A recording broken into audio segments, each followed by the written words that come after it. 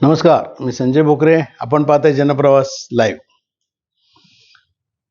राज्यात एक विषय चर्चेचा कुठला आहे आता? सांगली जिल्ह्यातला.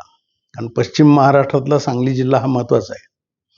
आणि सांगली जिल्ह्यामध्ये आधी प्रचाराच्या वेळेला, कारण सध्या ओबीसी आणि धनगर नेते पडळकर हे फार चर्चेत असतात आणि चर्चेत असतातच, कारण त्यांचं वक्तव्य असतं, असं काही बोलून जातात आणि तो राज्यात चर्चेचा विषय होतो.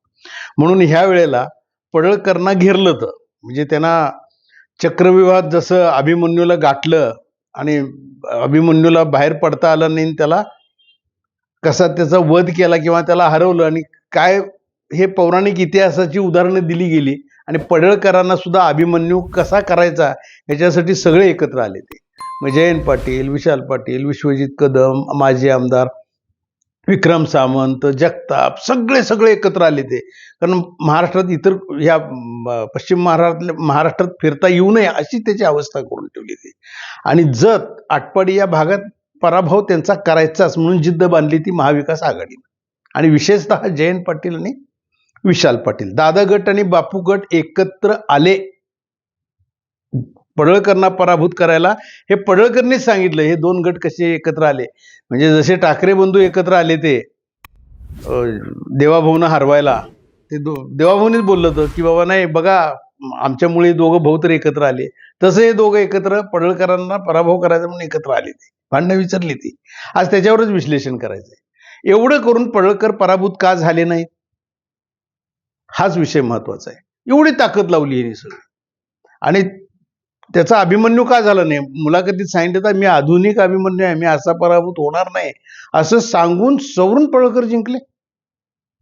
म्हणजे कुठं हे आता काय झालंय, विशाल गट आणि म्हणजे दादा गट आणि बापू गट म्हणजे जयंत पाटील यांचे समर्थक आता एवढा विजय मिळवलाय ना जयंत पाटीलांनी, चांगला आहे ना. आज त्यांचे 18 शरद पवार राष्ट्रवादी पक्षाचे म्हणजे रोहित पाटील, विसरता येणार नाही त्यांचंही राजकारण आत्ताचं. चांगली त्यांनी जिल्हा परिषदेमध्ये मजल मारली.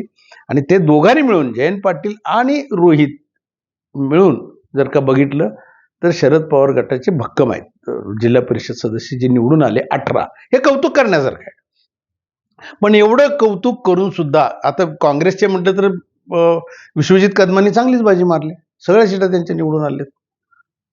फक्त विशाल पाटील थोडं कमी पडलेले दिसतात आणि ते वेळ आली की ते अपक्ष आहे म्हणून सांगतात. असो, परंतु त्यांच्या सुद्धा 11 जिल्हा परिषदमध्ये त्यांचे गटामध्ये त्यांचे उमेदवार निवडून आले, त्यांचंही कौतुक करण्यासारखं आहे. पण विषय मी इथं मुद्दा म्हणून का घेतला तर त्याचा पडळकरांचा, गोपीचंद पडळकरांचा अभिमन्यू आम्ही करणारच ही ज्या जिद्द होती, हे चंग जो जयंत पाटील आणि विशाल पाटील ह्या दोघांनी जो केलेला होता त्याचं काय झालं?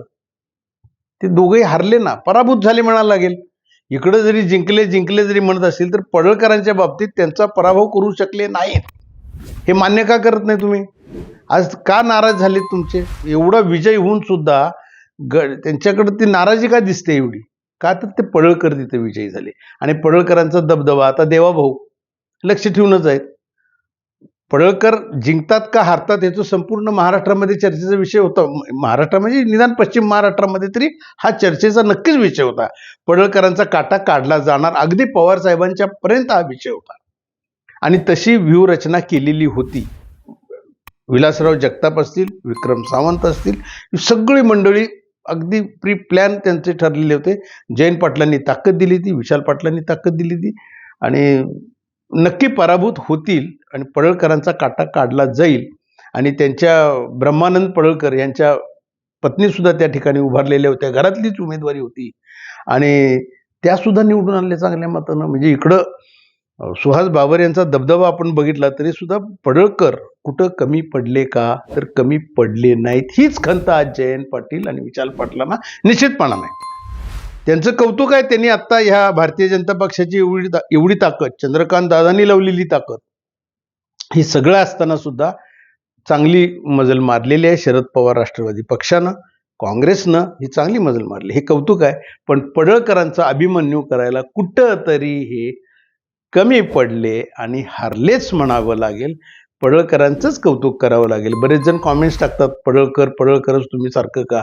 तर हे पडळकरांचं कौतुक नव्हे का? एवढे रती महारथी पिढ्यानपिढ्या राजकारण यांचं, दादा गट आणि बापू गट एवढे तुम्ही एकत्र येता आणि पळळकरला साधं तुम्ही हरवू शकत नाही. आता हा देवाभाऊंच्या पाशी चर्चेचा विषय होऊन बसला. आज ते गुड बुक मध्ये आहेतच आणि गेले त्याच्यामध्ये गुड बुक मध्ये.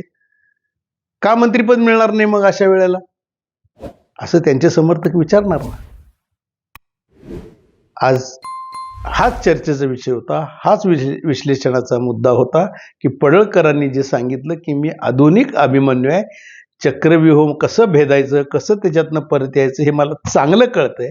मुरब्बी राजकारणी असल्याप्रमाणे त्यांचं राजकारण झालं. हे दादा गट आणि बापू गट मान्य करणार का, हाच विषय आज विश्लेषणाचा होता. आज इथंच थांबू, उद्या पुढच्या भागात.